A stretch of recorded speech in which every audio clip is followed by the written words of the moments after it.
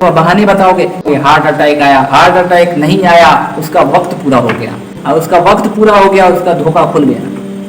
یہاں پہ مرتے ہیں، تمہارے سامنے لگتا ہے کہ وہ آنکھیں بند کر رہا ہے، اصل معنوں میں وہ آنکھیں کھول رہا ہے۔ حضرت علی نے فرمایا الناس نیام اذا مات انتبہوا، لوگ سوئے پڑے ہیں، جس دن موت آئے گی نا ان کی آنکھیں کھل جائے گی۔ اندھیروں والی زندگی سے نکلو، اجالے میں آؤ، کفر چھوڑو، ایمان میں آؤ، اللہ تمہیں کامیاب کرے گا۔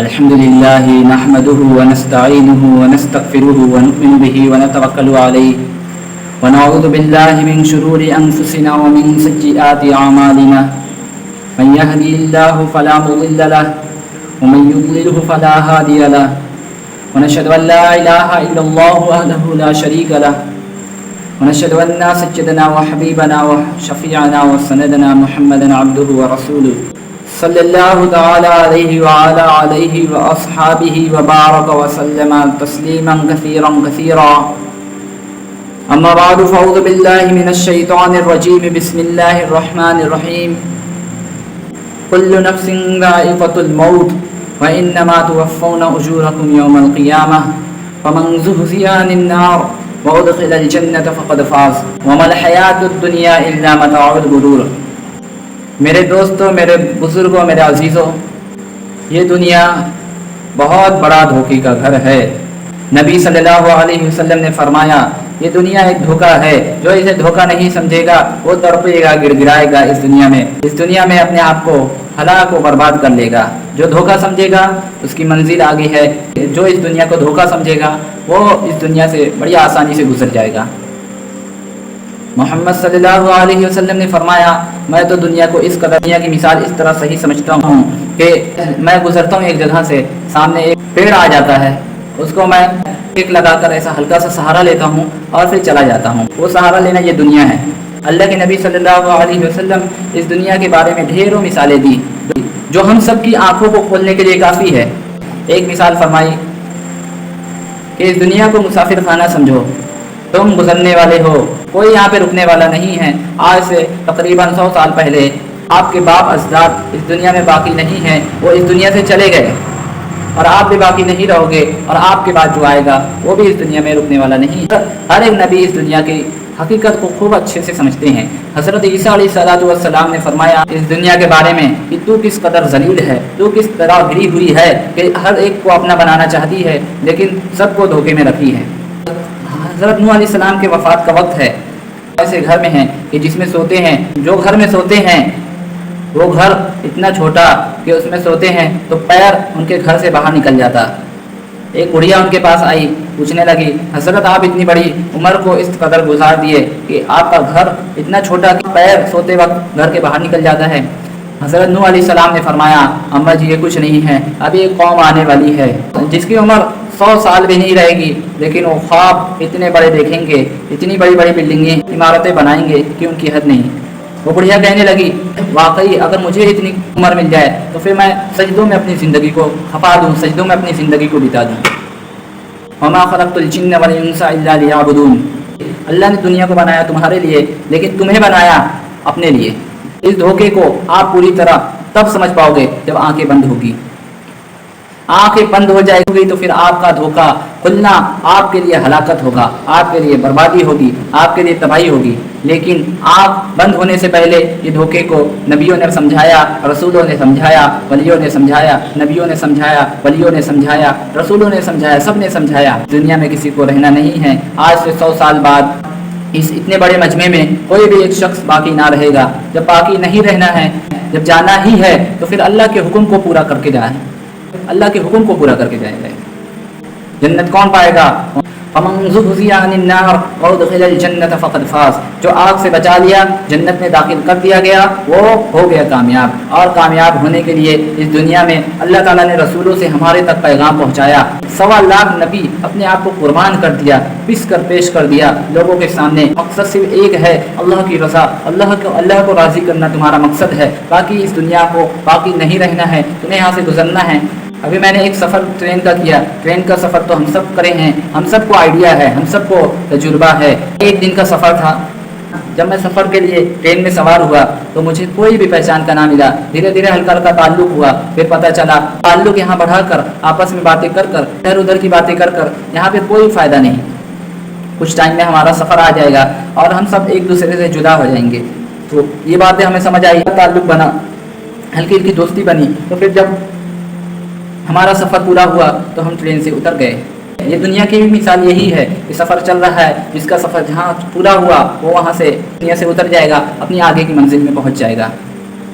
جن کو دن رات اتنا مناتے ہو نا, جن کے لیے اتنا مرتے مٹتے ہو, وہ نا ایک بار تم کو نہیں پوچھیں گے. ہماری قبر کا کوئی پتہ نہیں. جتنی تم نے وہ ہوائیاں پائی تھی, جتنی تم نے بلندیاں پائی تھی, سب آ کر دھوکے میں, سب آ کر تمہیں بھلا دیں گے. تمہیں اس طرح بلائیں گے کہ تمہیں جانتے نہ تھے, تمہارا نام لینا مناسب نہ سمجھیں گے.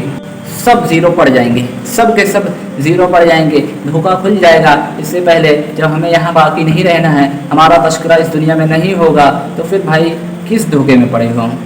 دھوکے سے نکل جاؤ. اللہ کی قسم, کب وقت ختم ہو جائے, کب دن ختم ہو جائے, کب سیکنڈ ختم ہو جائے, کوئی بھروسہ نہیں, کوئی گارنٹی نہیں.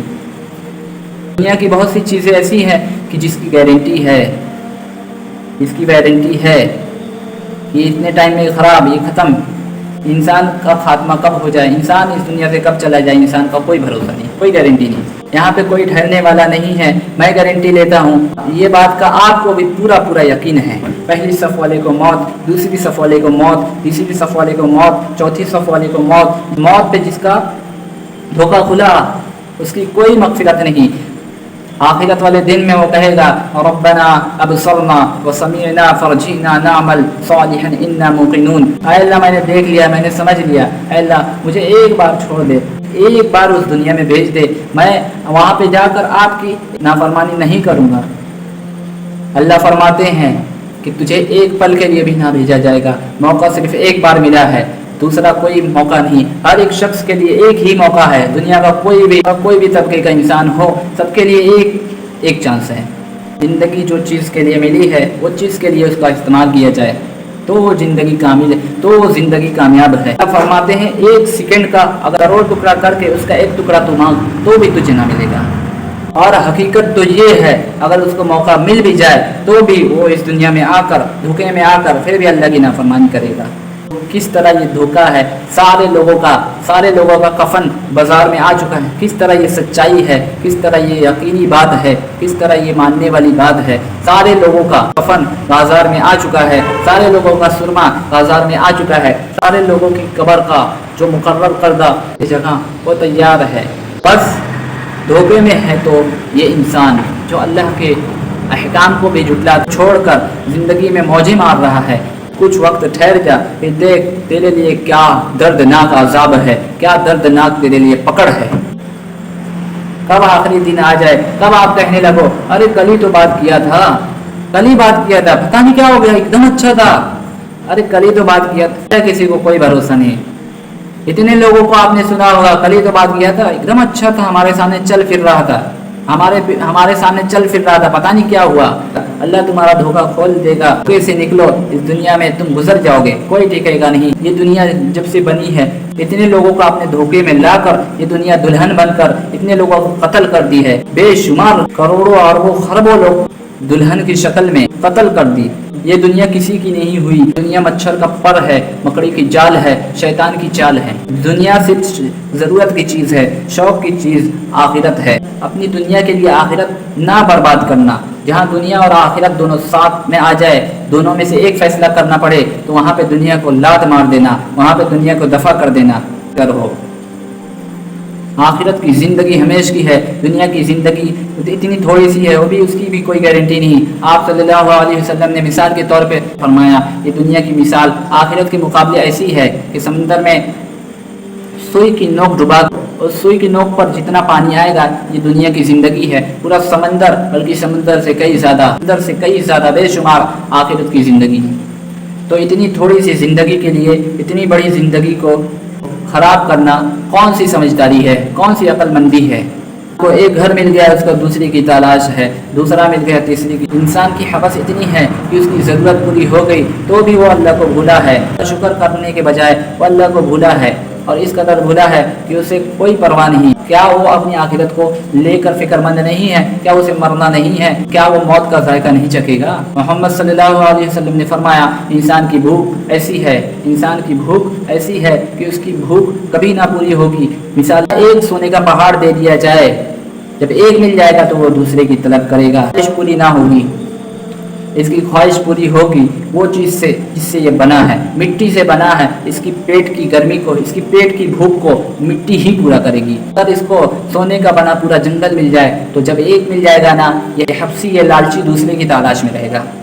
بچو گے نہیں، تمہارا باپ گیا، تمہارے باپ نہیں بچے، تمہارے باپ کے باپ نہیں بچے، تمہارے دادا پر دادا نہیں بچے، کوئی نہیں بچے گا.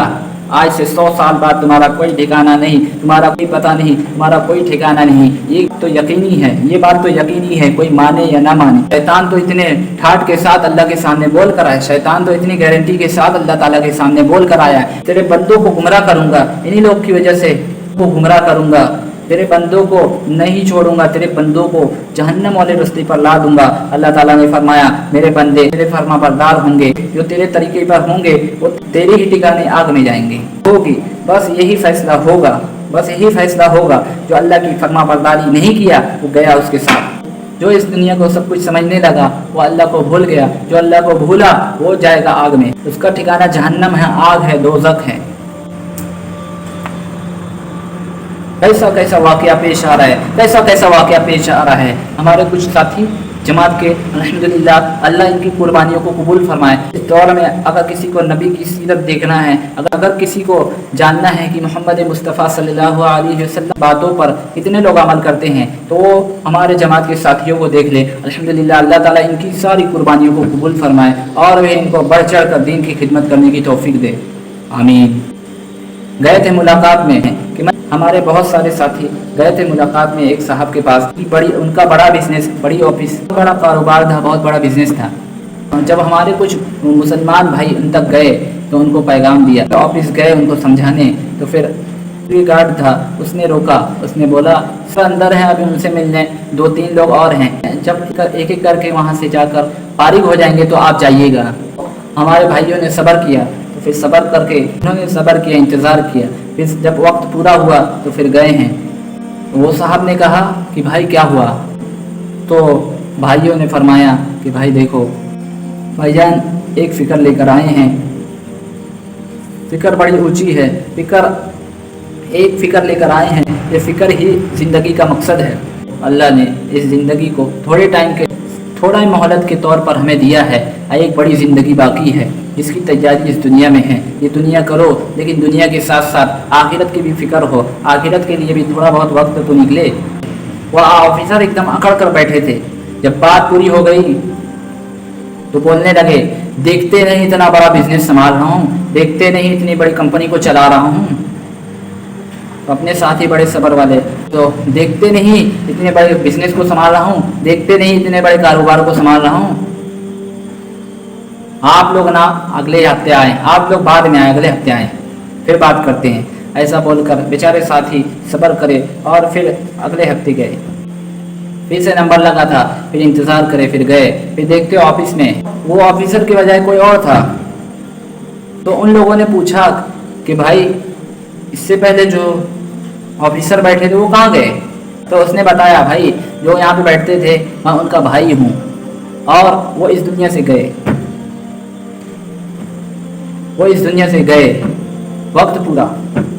اسی لیے تو ہمارے اور آپ کے جناب محمد رسول اللہ صلی اللہ علیہ وسلم نے فرمایا چالاک، عقل مند، انٹیلیجنٹ شخص وہ ہے جو مرنے سے پہلے مرنے کی تیاری کرے. وہ بے وقوف ہے جو دنیا میں اس طرح لگ جائے کہ اس کی آخرت کی کوئی فکر نہ ہو، زندگی آخرت کی طرف آئے ہی نہ اور وہ دھوکے میں مر کر جہنم چلا جائے. اقول قولی ھذا واستغفر اللہ واخر دعوانا ان الحمد للہ رب العالمین.